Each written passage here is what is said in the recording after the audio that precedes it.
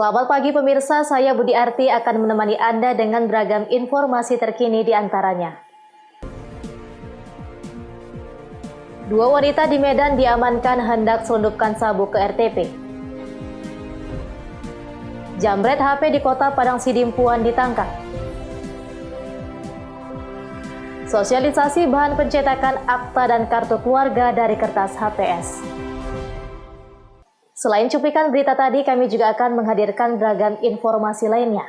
Pemirsa, kita jelang sumut hari ini pagi selengkapnya.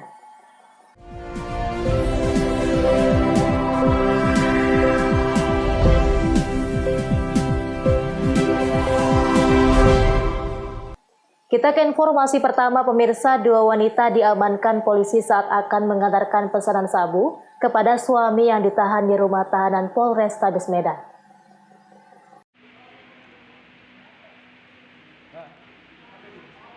Kedua wanita inisial MI 26 tahun dan AD 27 tahun diamankan petugas jaga di pintu masuk rumah tahanan Polrestabes Medan saat akan menyelundupkan 0,50 gram sabu ke sel tahanan. Berawal dari kecurigaan petugas dengan tas bawaan keduanya yang ingin membesuk seorang tahanan kasus narkoba berinisial HS. Saat diperiksa, petugas menemukan paket sabu-sabu yang disembunyikan di lipatan celana pendek boxer yang dibawanya. Atas penemuan tersebut, keduanya langsung diamankan dan diserahkan ke petugas Sat Narkoba Polrestabes Medan untuk diproses. Kanit 1 Sat Narkoba Polrestabes Medan AKP Paul Simamora mengatakan, keduanya mengaku sabu tersebut pesanan seorang tahanan inisial HS yang merupakan suami tersangka MI.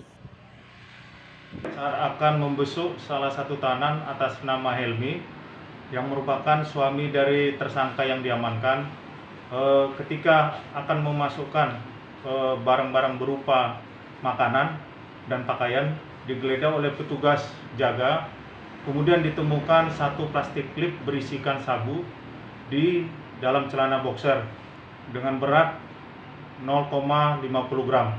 Kemudian saat ini polisi masih melakukan pengembangan dan memburu pemasok sabu tersebut. Wahyu Pratama melaporkan untuk Evarina TV. Sementara itu pemirsa, seorang pelaku pembongkaran toko ponsel di Jalan Sukadamai, Seitualang Raso, Kota Tanjung Balai, Sumatera Utara, berhasil dibekuk Satuan Polsek Seitualang Raso. Sebelumnya aksi pelaku sempat terekam CCTV.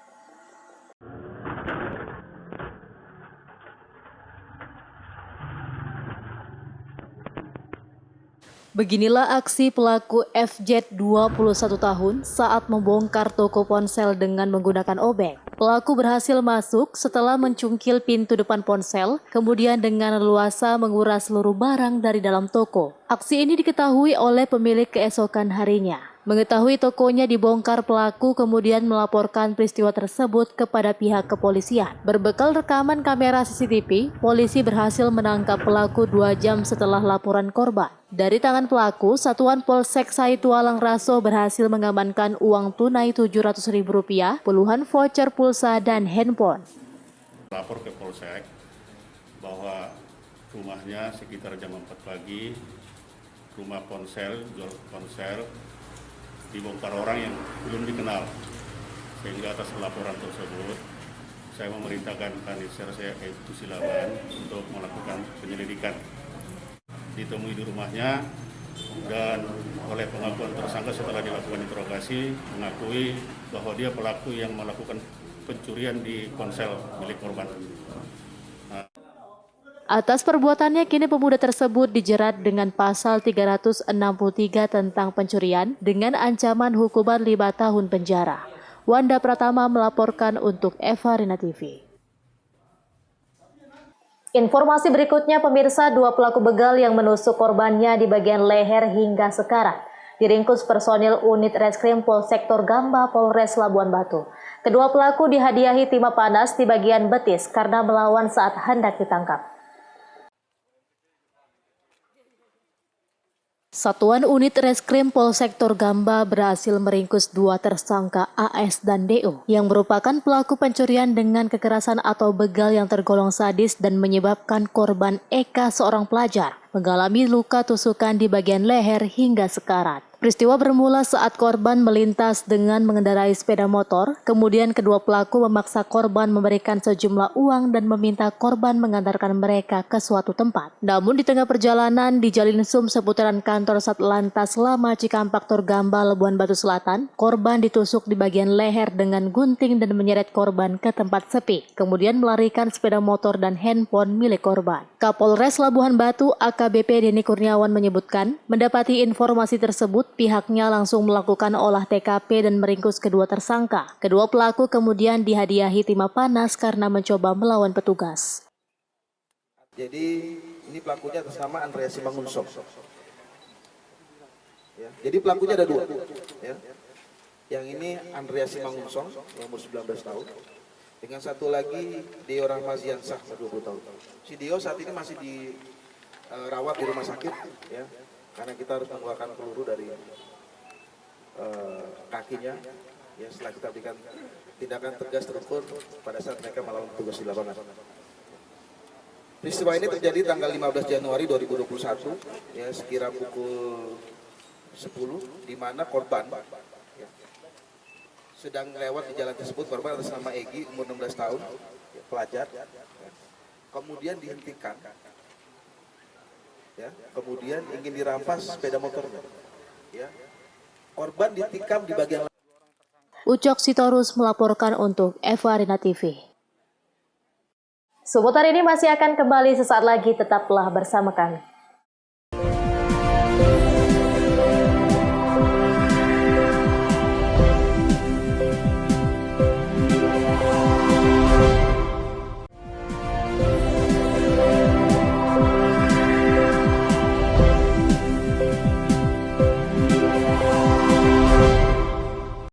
Terima kasih Anda masih bersama kami.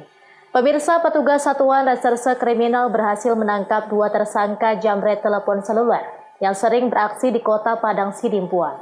Satu tersangka terpaksa ditembak karena melawan dan berusaha kabur saat hendak ditangkap.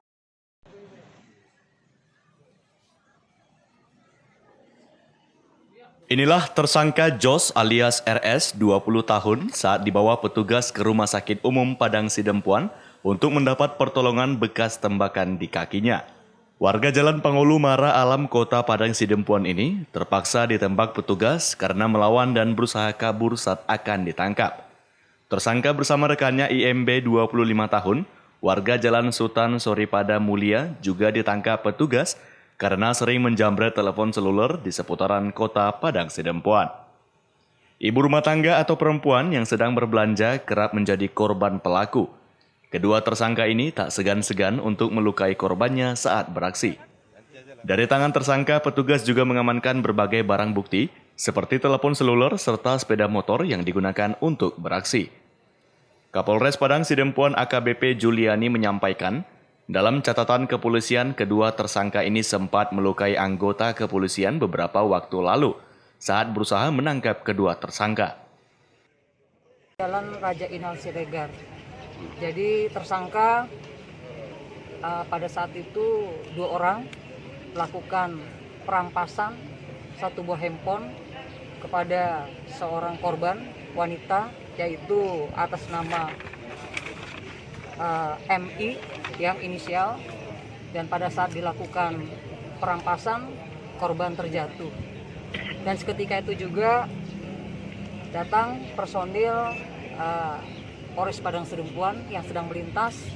Pada saat mengamankan terjadi perlawanan dan anggota kita luka, sementara yang satunya diamankan oleh masyarakat dan yang satu dilakukan tindakan tegas terukur, dan kedua tersangka sudah kita amankan.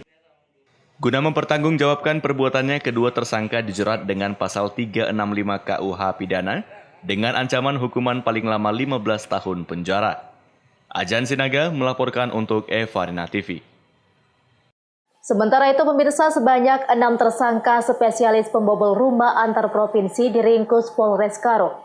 Polisi melakukan tindakan tegas dan terukur kepada kedua kaki tersangka yang sempat menggasak rumah salah satu korban dan mengambil uang tunai senilai 258 juta rupiah.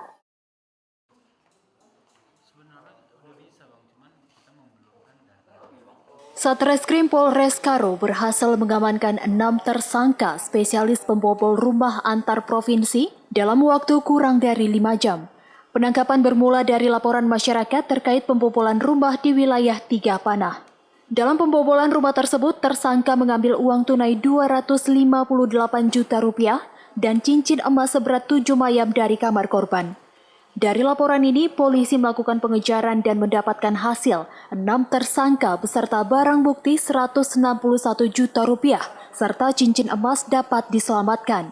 Kepada 6 tersangka, polisi melakukan tindakan tegas terukur di kedua kaki tersangka karena hendak melawan petugas pada saat penangkapan. Mendapatkan informasi, korban melaporkan kepada kita pihak kepolisian, kemudian kita langsung bergerak meluncur ke TKP, melakukan penyelidikan. Alhamdulillah 3 jam kemudian salah satu pelaku berhasil ditangkap. Nah, jadi si pelaku ini ada di atas 6 orang melakukan kejahatan ini. Nah, yang satu sudah ditangkap di daerah Bandar Baru Deli Serdang. Kemudian kita melakukan juga pengejaran terhadap tersangka-tersangka yang lainnya. Nah, kita melakukan pengejaran sampai dapatnya di daerah Asahan, Kabupaten Asahan, Kecamatan Pulau Raja di Jalan Lintas Sumatera Utara. Di situ kita mendapatkan si tersangka lainnya. Komandan, sempat kita lakukan tindakan tegas terukur ya, Komandan, seperti apa? Ya benar, kita lakukan tindakan tegas dan terukur terhadap para tersangka karena berusaha melawan petugas dan melarikan diri. Komandan, kepada para tersangka kita persangkakan pasal apa nih, Komandan? Pasal 363, pencurian dengan pemberatan. Polisi masih melakukan pengejaran kepada rekan pelaku yang merupakan eksekutor perampokan. Para tersangka dikenakan pasal 363 pencurian dengan pemberatan dengan ancaman hukuman 7 tahun penjara. Chandra Bukit melaporkan untuk Evarina TV. Pemirsa, harga komoditas pertanian cabai di Tapanuli Selatan terus merosot seminggu belakangan ini. Hal ini dipengaruhi banyaknya petani yang memanen cabai, serta memasuknya cabai dari daerah lain. Saat ini di tingkat pedagang eceran, harga cabai per kilogramnya hanya Rp30.000 dari yang sebelumnya, mencapai Rp50.000 per kilogram. Penurunan harga cabai di tingkat pengecer di daerah Tapanuli Selatan ini terjadi sejak seminggu terakhir. Minggu lalu, cabai produksi lokal mencapai Rp50.000 hingga Rp55.000 per kilogram. Namun seiring waktu terjadi penurunan harga yang cukup drastis. Saat ini harga cabai lokal di tingkat pengecer di daerah Angkola Tapanuli Selatan berkisar antara Rp27.000 hingga Rp30.000 per kilogram. Menurut para pedagang, penurunan harga cabai yang cukup drastis ini dipengaruhi banyaknya petani yang panen cabai serta masuknya cabai dari luar daerah Tapanuli Selatan. Pasaran harga cabai lokal menjadi turun drastis karena para pedagang lebih suka menjual cabai dari daerah lain yang harganya lebih murah. Para petani cabai berharap agar pasaran harga cabai lokal kembali normal ke kisaran Rp40.000 hingga Rp50.000 per kilogramnya. Dengan harga cabai lokal seperti saat ini membuat petani cabai kewalahan menutupi ongkos produksi. Mahalnya obat-obatan pertanian di tingkat bawah menjadi momok yang menakutkan bagi para petani. Berapa harga cabainya hari, Bu? Hari ini aku tadi jual Rp30.000. Jadi kalau kemarin masih bisa jual 40, tadi udah 30. Yang kalau yang cabai dari Batak, yang cabai dari Prastagi itu ngecer orang itu harga ngecernya 40. 40 ya. Iya, ngecer. Kenapa terjadi penurunan harga itu?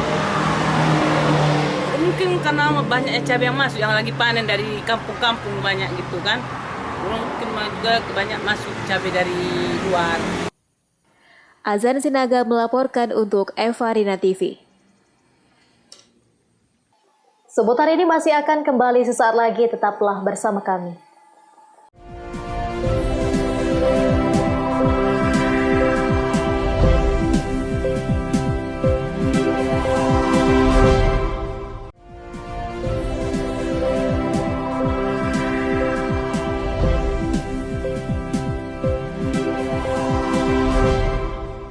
Terima kasih Anda masih bersama kami. Pemirsa, Kantor Dinas Kependudukan dan Pencatatan Sipil Kota Medan terus melakukan sosialisasi bahan pencetakan jenis akta kelahiran hingga kartu keluarga menggunakan kertas HVS A4 80 gram.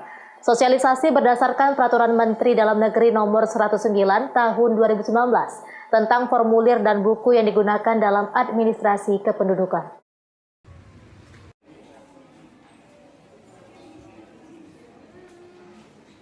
Terhitung mulai 1 Juli 2020, pencetakan kartu keluarga dan akte kelahiran tidak lagi menggunakan jenis security printing, melainkan dengan kertas HVS spek A4 80 gram yang kini telah dijalankan oleh Kantor Dinas Kependudukan dan Pencatatan Sipil Kota Medan di kawasan Jalan Iskandar Muda, Kecamatan Medan Baru, Sumatera Utara. Dalam pengurusan akta kelahiran dan kartu keluarga, masyarakat khususnya warga Kota Medan kini bisa melalui online pada jam pelayanan pukul 8 hingga pukul 11 waktu Indonesia Barat. Inovasi ini untuk memudahkan kepengurusan dan mengurangi kerumunan warga di kantor Disduk Capil. Kepala Dinas Kependudukan dan Pencatatan Sipil Kota Medan mengatakan, Peraturan Menteri Dalam Negeri Nomor 109 Tahun 2019 tentang formulir dan buku yang digunakan dalam administrasi kependudukan secara nasional di kabupaten kota telah menerbitkan kartu keluarga dan akta kelahiran menggunakan kertas HVS. Sesuai dengan Peraturan Menteri Dalam Negeri Nomor 109 Tahun 2019 yang mengatur tentang formulir dan buku yang digunakan di dalam penyelenggaraan administrasi kependudukan, kita dan juga tentunya termasuk berbagai daerah kabupaten kota lainnya secara nasional sejak bulan Agustus itu sudah menggunakan kertas HVS 80 gram di dalam pencetakan berbagai dokumen akta pencatatan sipil yang kita terbitkan Jadi contohnya misalnya kartu keluarga, akta kelahiran, akta kematian, akta perkawinan dan lain-lain itu sudah menggunakan kertas HVS 80 gram Nah, kebijakan ini tentunya sangat menguntungkan bagi masyarakat. Sebab apa? Sebenarnya di dalam pelayanan Admindu aplikasi SIA itu sudah bisa mengirimkan dalam bentuk PDF berbagai dokumen kependudukan yang sudah selesai, yang siap untuk dicetak. Nah, dengan menggunakan kertas HVS 80 gram, maka sesungguhnya sebenarnya masyarakat bisa mencetak sendiri berbagai dokumen pencatatan sipil yang dimohonkan. Jadi lebih sederhana, lebih praktis Masyarakat tidak perlu datang khusus untuk mengambil dokumen kependudukannya, tapi bisa mencetak sendiri dokumen akta pencatatan sipil yang sudah diterbitkan yang sudah ditandatangani. Wahyu Pratama melaporkan untuk Evarena TV. Pemirsa, platform marketplace Kahamar.com gagasan Hinca Panjaitan anggota DPR RI Komisi 3 dari fraksi Partai Demokrat siap menjadi pasar online di Kota Pematang Siantar. Platform marketplace ini bertujuan sebagai pasar penghubung antara kader binaan Hinca dengan konsumen.